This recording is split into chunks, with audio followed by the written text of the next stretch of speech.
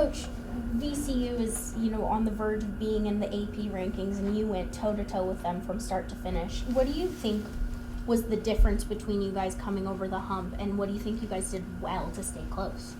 I thought early in the game we were very, very disruptive. I think we went into halftime. I think we forced 9 to 10 turnovers.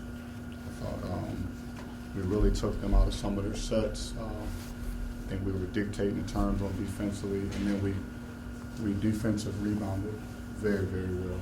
And I think I want to say they only had 5, maybe less than 5 offensive rebounds at halftime.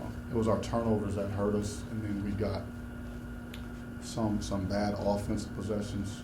Their pressure, we didn't do a good job getting to our spots and operating within our sets. Just kind of sloppy, too nonchalant at times. And against them and their pressure, you have to be sharp with your movements and your passes and your routes. And that's what pressure does to you sometimes. It kind of fatigues you. So we have to be better in that regard and be able to drive around the pressure as well too. But I think it starts with our point guards really just setting the tone. Trey Dink does a better job in the second half of setting the tone of the offense than the first half. But defensively, I thought, especially in the first half, outside of towards the end, I thought they drove us a little bit. They went small, and I don't dislike our matchups. I like our matchups. We just got to do better. I think we can guard and defend one-on-one much better than that. We have to accept the challenge, and we have to win those matchups. Obviously, I would think you knew they were going to go after the 2 guards and try to keep them from scoring. What was your plan going in to offset that? Yeah, we tried to, immediately we tried to attack on the inside. We got them in some foul trouble.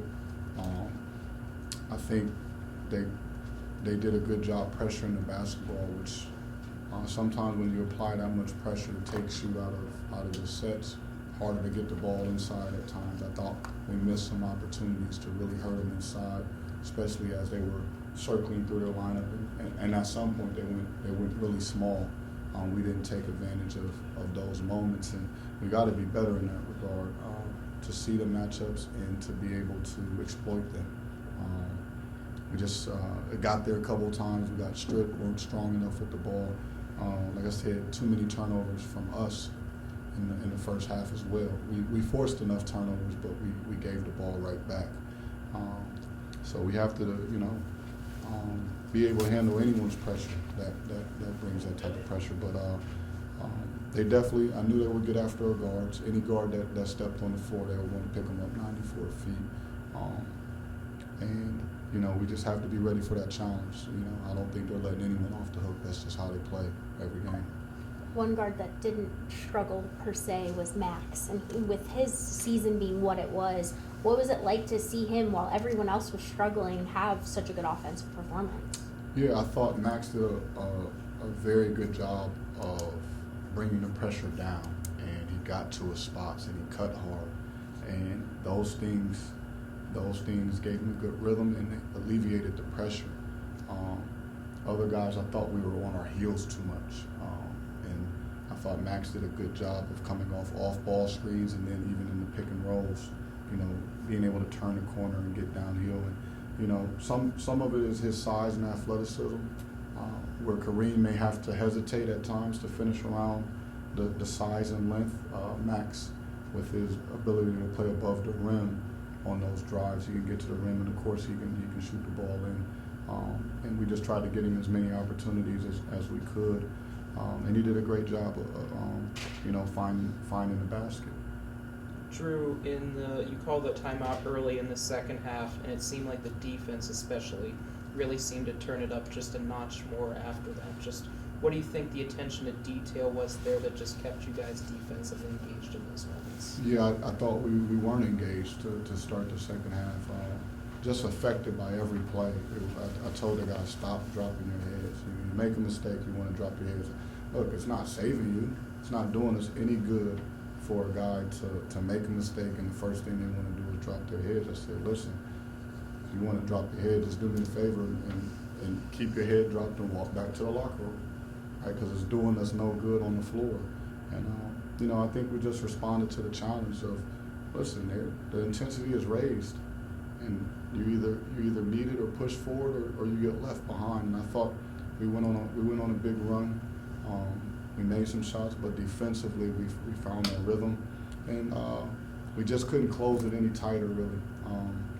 We had a couple possessions that I would love to get back, but we couldn't close it any tighter. And then down the stretch, it just became an 8 or 9 point game that we can never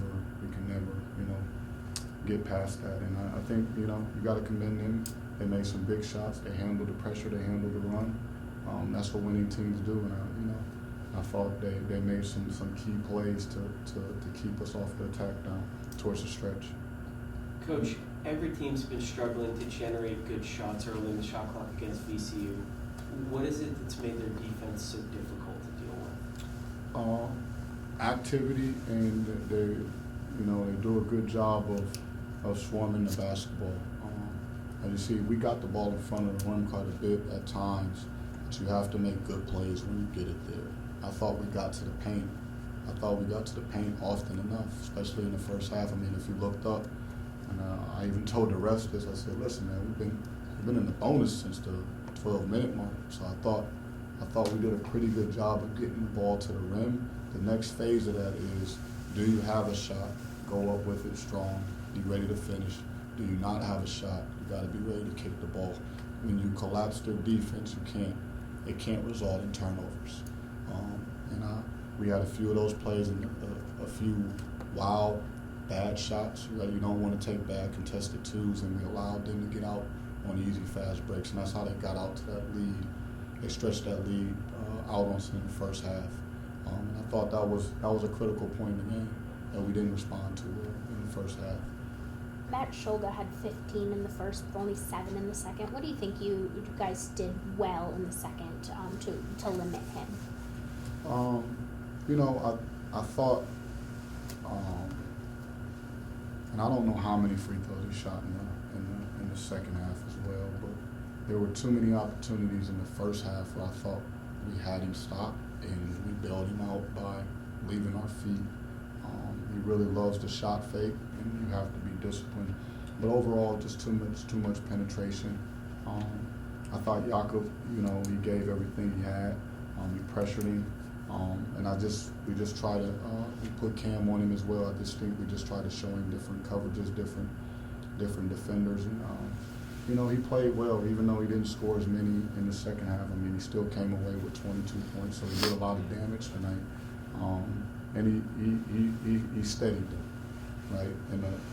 In a game where Russell struggled, where they got in some foul trouble with the big fella, I thought he was the one key piece that kind of kept them settled. And then Zeb Jackson provided another punch off the bench as well too.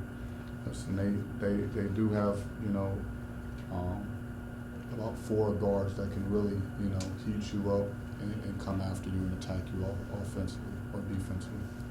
Dru, can you talk a little bit about what a game like this does for you guys, or means to this team at this late stage going into the tournament? For us, it just means, I told the guys, that when you lose, there's disappointment. I get that, but we don't have time for disappointment. I didn't want to see anybody laid out with their head drawn or head down, because we got more left. We got to go to St. Louis. We got to get ready to play, and we have to make sure we're not trending or taking any step backwards at this point. Win, lose, or draw, we want to be playing sharp and good basketball, right? So there's some things we did tonight that I thought were pretty good, right? Pressuring them into those 9 or 10 turnovers in the first half, dominating the rebounds in the first half.